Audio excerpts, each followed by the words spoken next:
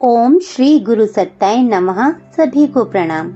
प्राचीन काल में अनेक स्त्रियों जैसे गार्गी, मैत्री, अपाला, सुलभा, पिंगला, गांधारी, अंजनी, सीता, देवहूति आदि महाशक्तियां थीं जो गायत्री उपासक रही हैं। उन्होंने गायत्री शक्ति की उपासना द्वारा अपनी आत्मा को समुन्नत बनाया था और यौगिक सिद्धियां प्राप्त की थीं। उन्होंने सधवा और गृहस्थ रहकर सावित्री की आराधना में सफलता प्राप्त की थी।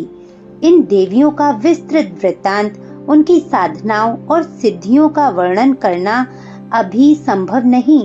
जिन्होंने भारतीय पुराण इतिहासों को पढ़ा है वे जानते हैं कि ये देवियां विद्वत्ता, साहस, शौर्य, दूरदर्शिता, नीति, धर्म साधना, आत्मोन्नति आदि पराक्रमों में अपने ढंग की अनोखी जाज्वल्यमान तारिकाएं थीं।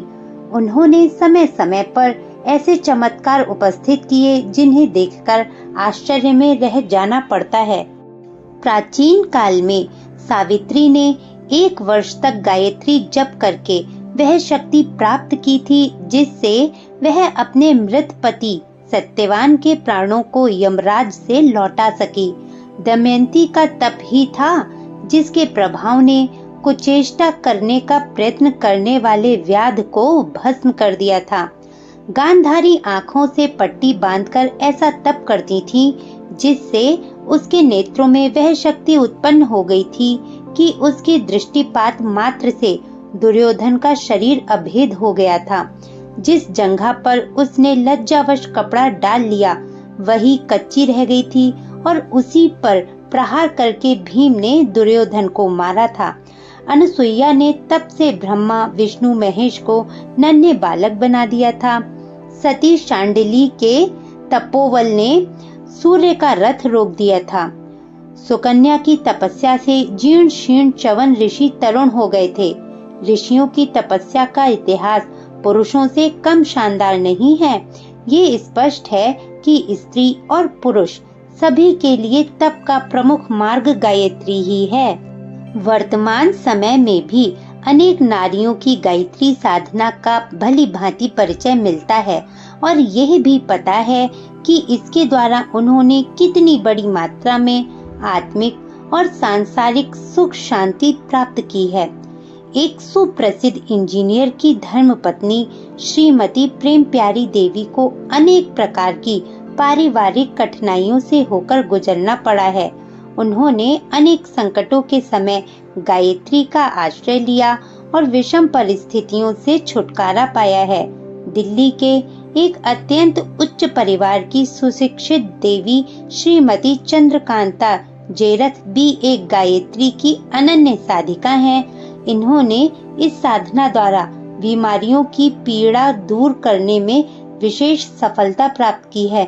दर्द से बेचैन रोगी इनके अभिमंत्रित हस्त स्पर्श से आराम अनुभव करता है।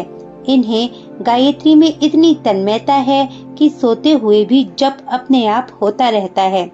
नगीना के एक प्रतिष्ठित शिक्षा शास्त्री की धर्मपत्नी श्रीमती मेधावती देवी को बचपन में गायत्री साधना के लिए अपने पिताजी से प्रोत्साहन मिला था।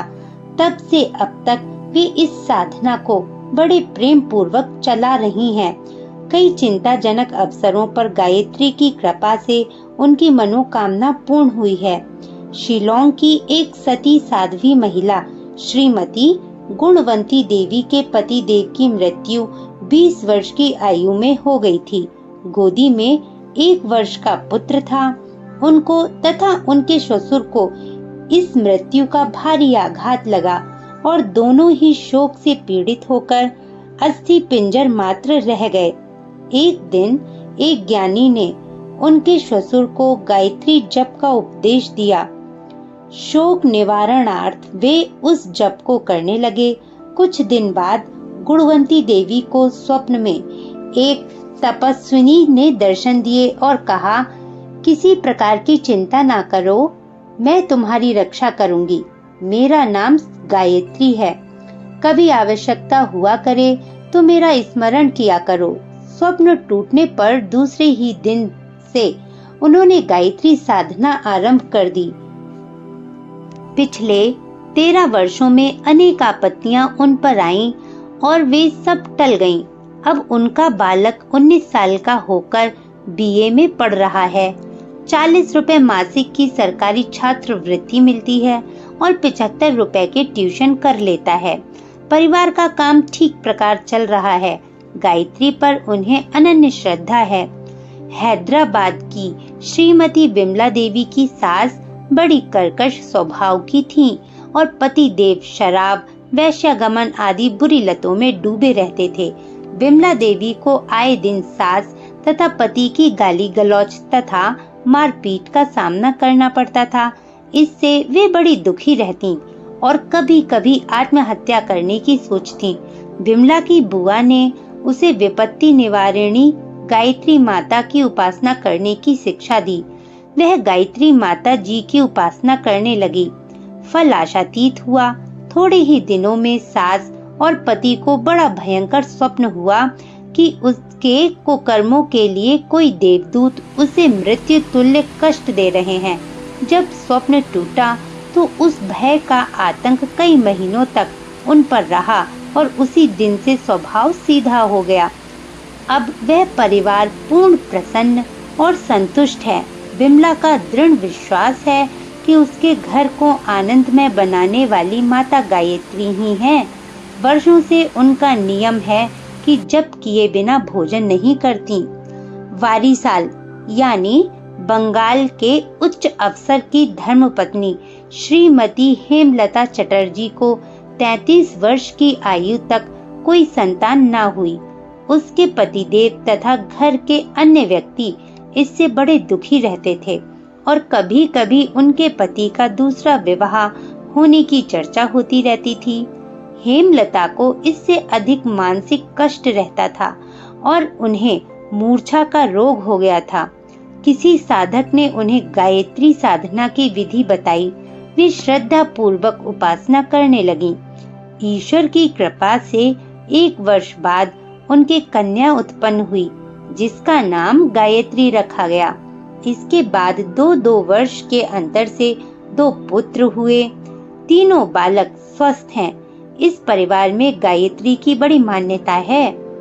जैसलमेर की श्रीमती गोगनबाई को 16 वर्ष की आयु से मिर्गी के दौरे आते थे। 8 वर्षों से वे इस रोग से बहुत दुखी थीं। उन्हें उपवास पूर्वक गायत्री जप करने की विधि बताई गई। अन्न त्याग कर वे फल और दूध पर निर्वाह करने लगीं और भक्ति पूर्वक गायत्री की आराधना करने लगीं। 4 महीने के भीतर उनका 8 वर्ष पुराना मिर्गी का रोग दूर हो गया। गुजरानवाला की सुंदरी बाई को पहले कंठमाला रोग था। वह थोड़ा अच्छा हुआ तो प्रदर रोग भयंकर रूप से हो गया। हर घड़ी लाल पानी बहता रहता। कई साल इस प्रकार बीमार पड़े रहने के कारण उनका शरीर अस्थि मात्र रह गया था। चमड़ा और हड्डियों के बीच मांस का नाम भी नहीं दिखाई पड़ता था। आंखें गड्ढे में धंस गई थीं। घर के लोग उनकी मृत्यु की प्रतीक्षा करने लगे थे। ऐसी स्थिति में उन्हें एक पड़ोसिन ब्राह्मणी ने बताया कि गायत्री माता तरण तारिणी है, उनका ध्यान करो। सुंदरी बाई के मन में बात जच गई। वे चारपाई पर पड़े पड़े जप करने लगीं। ईश्वर की कृपा से वे धीरे धीरे स्वस्थ होने लगीं और बिल्कुल निरोग हो गईं। 2 वर्ष बाद उनके पुत्र उत्पन्न हुआ, जो भला चंगा और स्वस्थ है। गोदावरी जिले की वसंती देवी को भूतोन्माद था। भूत प्रेत उनके सिर पर चढ़े रहते थे। 12 वर्ष की आयु में वे बिल्कुल बुढ़िया हो गई थीं। उनके पिता इस व्याधि से अपनी पुत्री को छुटकारा दिलाने के लिए काफी खर्च परेशानी उठा रहे थे, पर कोई लाभ नहीं होता था। अंत में उन्होंने गायत्री पुरुष शरण कराया और उससे लड़की की व्याधि दूर हो गई। भारथू के डॉक्टर राजा राम शर्मा की पुत्री सावित्री देवी गायत्री की श्रद्धालु उपासिका हैं। उसने देहात में रहकर आयुर्वेद का उच्च अध्ययन किया। और परीक्षा के दिनों में बीमार पड़ जाने पर भी आयुर्वेदाचार्य की परीक्षा प्रथम श्रेणी में उत्तीर्ण की। कानपुर के पंडित अयोध्या प्रसाद दीक्षित की धर्मपत्नी शांति देवी मिडिल पास थीं। 11 वर्ष तक पढ़ाई छोड़कर परिवार के झंझटों में लगी रहीं। एक वर्ष अचानक उन्होंने मैट्रिक का फॉर्म भर दिया और गायत्री उपासना के बल से थोड़ी सी तैयारी में उत्तीर्ण हो गईं। बालापुर की सावित्री देवी दुबे नामक एक महिला के पति की मृत्यु 18 वर्ष की आयु में ही हो गई थी। वे अत्यधिक रोगग्रस्त रहती थीं, सूख कर कांटा हो गई थीं।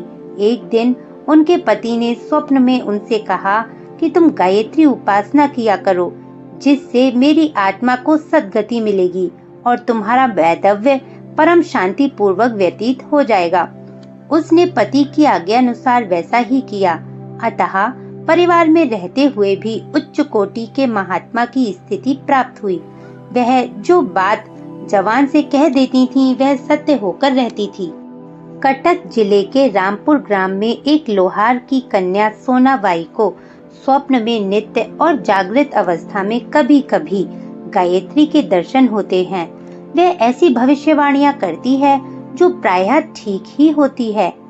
मुरीदपुर की संतोष कुमारी बचपन में बड़ी मंद बुद्धि थी। उनके पिता ने उनको पढ़ाने के लिए बहुत प्रयत्न किए, पर सफलता न मिली। भाग्य दोष समझकर सब लोग चुप हो गए। विवाह हुआ। विवाह के 4 वर्ष बाद ही वह विधवा हो गई। वैधव्य को काटने के लिए उसने गायत्री की आराधना आरंभ कर दी। एक रात को स्वप्न में गायत्री ने दर्शन दिए और कहा, मैं तेरी बुद्धि तीक्ष्ण कर दी है, विद्या पढ़, तेरा जीवन सफल होगा। दूसरे दिन उसे पढ़ने में उत्साह आया। बुद्धि बड़ी तीक्ष्ण हो गई थी। कुछ ही वर्षों में मैट्रिक पास कर लिया और वे स्त्री शिक्षा के प्रचार में बड़ी तत्परता से लगी हुई थीं। रंगपुर बंगाल की श्रीमती सरला चौधरी के कई बच्चे मर चुके थे। एक भी बच्चा जीवित न रहने से वे बहुत दुखी थीं। उन्हें गायत्री साधना बताई गई, जिसको अपनाकर उन्होंने 3 पुत्रों की माता कहलाने का सुख पाया। टिहरी की एक अध्यापिका गुलाब देवी को प्रसव काल में मृत्यु तुल्य कष्ट होता था। एक बार उन्होंने गायत्री की प्रशंसा सुनी और उसे अपनाकर साधना करने लगीं। तब उन्हें 4 प्रसव और हुए, जो सभी सुखपूर्वक हो गए। मुल्तान की सुंदरी बाई स्वयं बहुत कमजोर थीं। उनके बच्चे भी कमजोर थे और उनमें से कोई ना कोई बीमार पड़ा रहता था। अपनी दुर्बलता और बच्चों की बीमारी से रोना खींचना उन्हें कष्टकर होता था। इस विपत्ति से उन्हें गायत्री ने छुड़ाया। पीछे वे सब परिवार स्वस्थ रहने लगी। उदयपुर की मारवाड़ी महिला ज्ञानवती रूप रंग की अधिक सुंदर न होने के कारण पति को प्रिय न थी। पति का व्यवहार उनसे सदा रूखा, कर्कश, उपेक्षापूर्ण रहता था और घर रहते हुए भी परदेश के समान दोनों में बिलगाव रहता था। ज्ञानवती की मौसी ने गायत्री का पूजन और रविवार का व्रत रखने का उपाय बताया। वह तपश्चर्या निरर्थक नहीं गई। साधिका को आगे चलकर पति का प्रेम प्राप्त हुआ और उसका दाम्पत्य जीवन सुखमय बीता। भीलवाड़ा प्रांत में एक सरमणि नामक स्त्री बड़ी क्रूर तांत्रिक थी। उसे वहां के लोग डायन समझते थे। एक वयोवृद्ध सन्यासी ने उसे गायत्री की दीक्षा दी। तब से उसने सब छोड़कर भगवान की भक्ति में चित्त लगाया और साधु जीवन व्यतीत करने लगी। बहरामपुर के पास एक कुंवारी कन्या गुफा बनाकर 10 वर्ष की आयु से तपस्या कर रही थी। 40 वर्ष की आयु में भी उसके चेहरे का तेज ऐसा था कि आंखें झपक जाती थीं। उसके दर्शनों के लिए दूर दूर से लोग आते थे। इस देवी का इष्ट गायत्री था। वह सदा गायत्री का जप करती रहती थी। मीराबाई, सहजोबाई, रंतीवती, लीलावती, दयावती, अहिल्याबाई, सखुबाई, मुक्ताबाई प्रभृति अनेकों ईश्वर भक्त वैरागिनी हुई हैं, जिनका जीवन विरक्त और परमार्थ पूर्ण रहा। इनमें से कईयों ने गायत्री की उपासना करके अपने भक्ति भाव और वैराग्य को बढ़ाया था। इस प्रकार अनेक देवियां इस श्रेष्ठ साधना से अपनी आध्यात्मिक उन्नति करती आई हैं और सांसारिक सुख समृद्धि की प्राप्ति एवं आपत्तियों से छुटकारा पाने की प्रसन्नता का अनुभव करती रही हैं। विधवा बहनों के लिए तो गायत्री साधना एक सर्वोपरि तपश्चर्या है। लोक वियोग की जलन बुझती है, बुद्धि में सात्विकता आती है, चित्त ईश्वर की ओर लगता है। नम्रता, सेवाशील, सदाचार, निरालस्यता, सादगी, धर्म, रुचि, स्वाध्याय, प्रियता, आस्तिकता एवं परमार्थ परायणता के तत्व बढ़ते हैं। गायत्री साधना की तपश्चर्या का आश्रय लेकर अनेक ऐसी बाल विधवाओं ने अपना जीवन सती साध्वी जैसा बिताया है, जिनकी कम आयु देखकर अनेक आशंकाएं की जाती थीं। जब ऐसी बहनों को गायत्री में तन्मयता होने लगती है तो वे वैधव्य दुख को भूल जाती हैं और अपने को तपस्विनी, साध्वी, ब्रह्मवादिनी, उज्ज्वल चरित्र, पवित्र आत्मा अनुभव करती हैं। ब्रह्मचर्य तो उनका जीवन सहचर बनकर रहता है। स्त्री और पुरुष, नर और नारी दोनों ही वर्ग वेद माता गायत्री के कन्या पुत्र हैं। दोनों ही आंखों के तारे हैं। वे किसी से भेदभाव नहीं करती। माता को पुत्र से कन्या अधिक प्यारी होती है। वेद माता गायत्री की साधना पुरुषों की अपेक्षा स्त्रियों के लिए अधिक सरल और अधिक शीघ्र फलदायिनी है।